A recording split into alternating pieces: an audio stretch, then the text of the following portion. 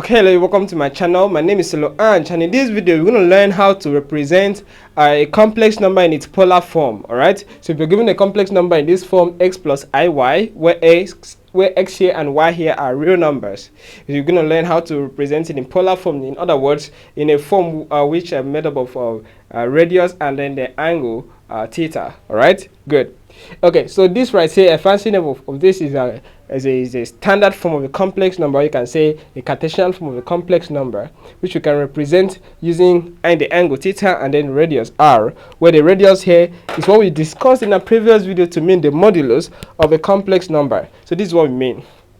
So you're given a complex number x plus isin in standard form or in its Cartesian form, right?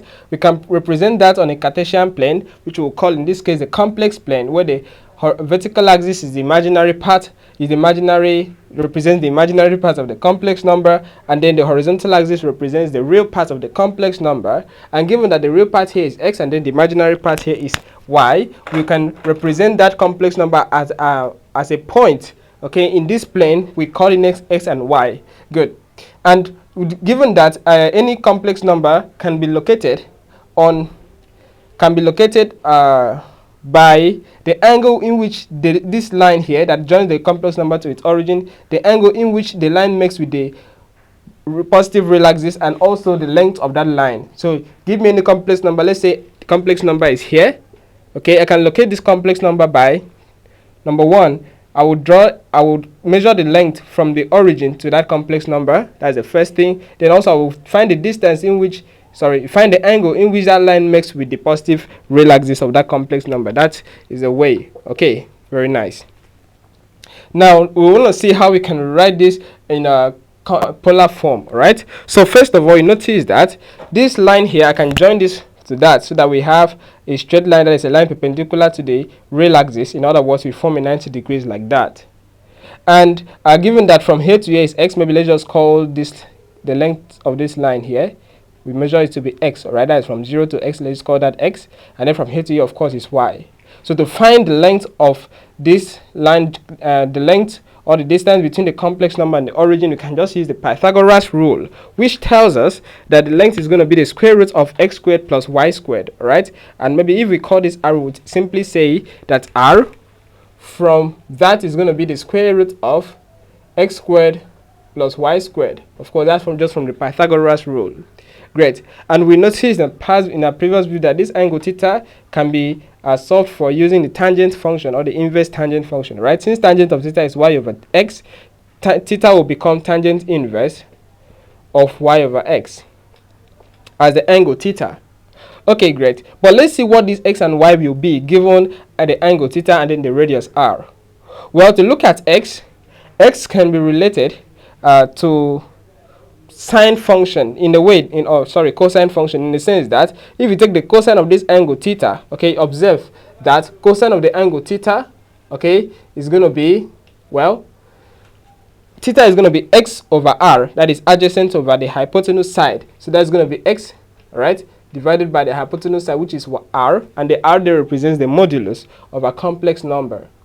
So we have that to be cosine of the angle theta. In other words, if we make x the subject of formula, we are going to get x to be, this tells us that x is going to be, well, multiply both sides by r, that will be r times the cosine, okay, of the angle theta.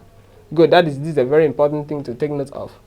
Similarly, the y here can be related to the sine function by taking sine of this angle. So you notice that if you take sine of the angle theta, right, we're going to get that to be, well, sine is opposite over the hypotenuse side, which is going to be y divided by r. So we take y divided by r. But from here, we can make y the subject by multiplying both sides by r. Alright, so we get y to be r times the sine of theta. So we say r times the sine of theta. Good. These are another important thing to take note of. What that tells us is that given the angle theta and then the length of the line that joins the complex number to the origin, okay, we can rewrite this z, which is the complex number. That means that z can be written as, in place of x, we are going to put in r cosine theta, right? So we're going to put that down. So in place of x, we have r cosine of theta. Let me put the r right here, cosine of theta. Then we add it with I times y, which y is r times sine of theta. Good. Given that r is here in the term and the r is here in the second term, we can factor out the r. We're going to have r outside, and then inside there we're going to have cosine theta, all right, plus I sine theta. Good. And this is the z.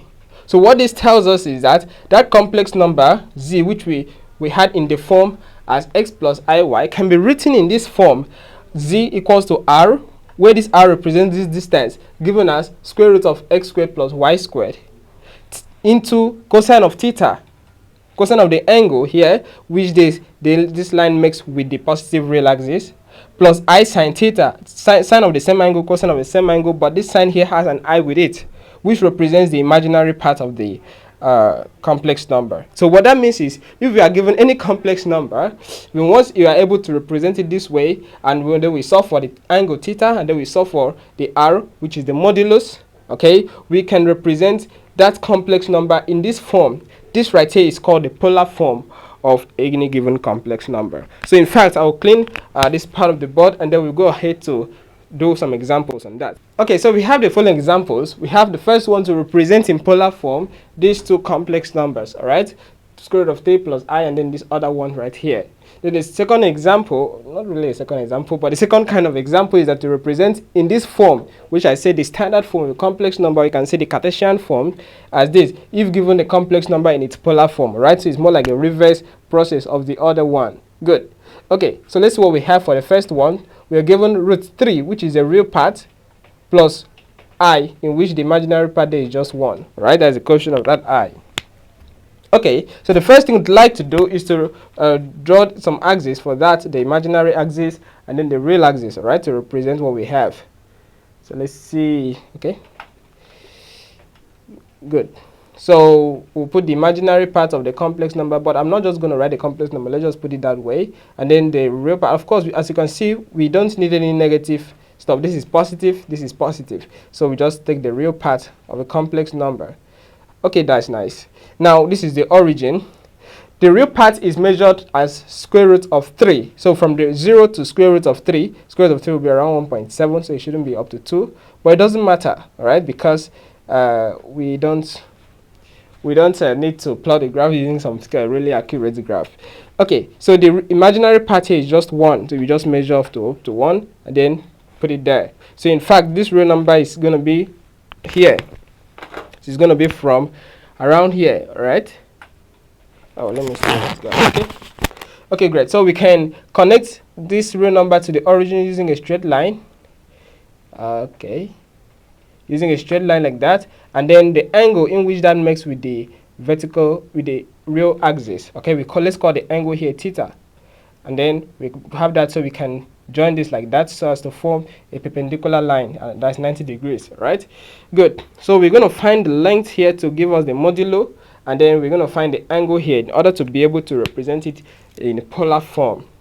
Okay, so what is the length of this line going to be? Well, we know that from here to here is 1 given over there, so we can measure this to be 1. And then from here to here is root 3, so that's root 3. So that the length is going to be, so we just put it out here that r, from the given complex number, r is going to be, well, the square root of the sum of the squares of the other two sides. In other words, sum of the squares of the real part and the imaginary part. So that's going to be square root of 1 squared, which is going to be 1, plus square root of 3 squared. Well, square root of 3 squared is just 3. So that's going to be the square root of 4, which is just 2. Actually, r should be positive or negative 2, but r is going to be the length of a line, so we're not going to take the negative case, right? Good. So we just get that to be the r, which is the modulus, the length of this line here that connects the complex number to the origin. Okay, so to find the angle theta, well, theta is going to be, well, tangent inverse of the imaginary part divided by the real part. So that's going to be tangent inverse of 1 over root 3. Okay, and this right here is going to be what? Well, from the trigonometric ratios of special angles, okay, we know that tangent of some angle will give us 1 over root 3. That is tangent of 30 degrees. So since tangent of 30 degrees is 1 over root 3, it means the tangent inverse of 1 over root 3 will give 30 degrees. And 30 degrees in pi radians is going to be the same thing as pi over 6. Good. So we have this to be the angle, and we have this to be the radius, r. So in that case, this will become in complex, in a polar form, root 3 plus I is going to be, well, notice that, recall that we put the r first. The r in its polar form is going to be this, plus the cosine of the angle plus I sine of the angle. Okay, well, it's not really this one, but we're going to use that to get this one to be, the r in this case is going to be, let's see, 2. Okay, then cosine of this angle here, cosine of the angle theta, so we say cosine of the angle here is pi over 6. So you put pi over 6 right here. We add it with I times sine of the angle, same angle, which is pi over 6. Okay, that's exactly what we have there. And in fact, that's it in its polar form. So this right here is the same thing as 2, where 2 is the modulus, and then cosine of pi over 6 plus I sine of pi over 6. Great. Okay, so let's do the second one real quick. So we have the second one here, which is negative 2 plus that. So we have negative 2 plus 2i root 3. The real part here is negative 2, and then the imaginary part here is 2 root 3. So let's draw something to represent that. So let's put it out here. So we have, notice we're going to do a negative real axis. So we have that. Okay, so this is the origin. Let's measure up to here to call it negative 2. And then 2 root 3 is positive. So that's going to be the positive imaginary axis. All right. So this is the real axis. And then this is the imaginary axis. Well, 2 root 3 will be around somewhere around 3. But it doesn't really matter because, like I said, we're not plotting an accurate graph. You just want to locate something and then get something out. So we connect this to the origin. And then we find the angle that it makes with the horizontal. Good.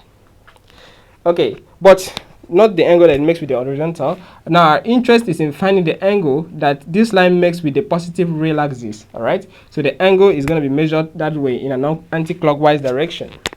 But we can find this angle, we should find this angle first, then subtract it from 180 degrees to get this part. All right, great. So let's see what we have. Well, the angle here is going to be tangent inverse of, so we say theta, which is, let's call the angle theta, is going to be tangent inverse of, tangent inverse of the imaginary part divided by the real part. So the imaginary part will be the vertical distance, which is from here to here, which is 2 root 3. It's going to be 2 root 3 divided by the horizontal distance, which is negative 2. So we divide this by negative 2. Of course, that's going to become tangent inverse of negative root 3. Okay? But in the second quadrant, the tangent, it makes sense because in the second quadrant, tangent of any angle will be negative. So yeah, that's why we have a negative root 3 right there. But the inverse tangent inverse of negative root 3 will be the same thing as negative of the tangent inverse of root 3, which is going to be negative pi over 3, because tangent inverse of root 3 is 60 degrees, which is the same thing as pi over 3, all right?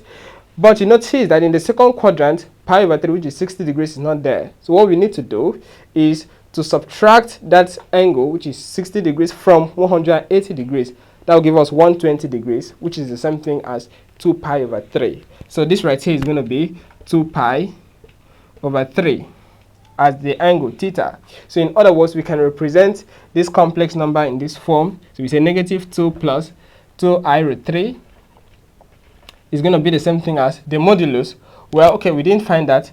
The modulus is going to be the length of this line, which we can find using this fact. So we say r is going to be the square root of the sum of the squares of the parts of the complex number. So it's going to be from here to here is this is negative 2. So we say negative 2 squared, which is positive 4.